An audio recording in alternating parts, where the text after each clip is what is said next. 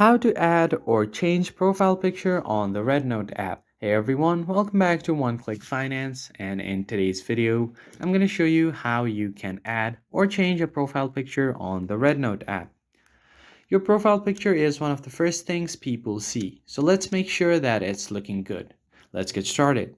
The first thing you need to do is open the REDnote app and log into your account if you haven't already.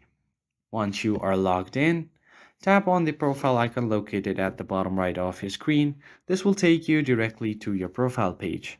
Now, you can directly tap on your profile like this and then edit your profile picture or add a new one.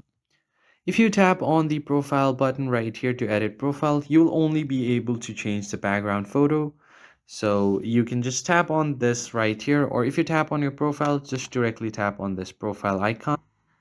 Now it will open up your gallery. You can choose your gallery folder by tapping on this drop down on top.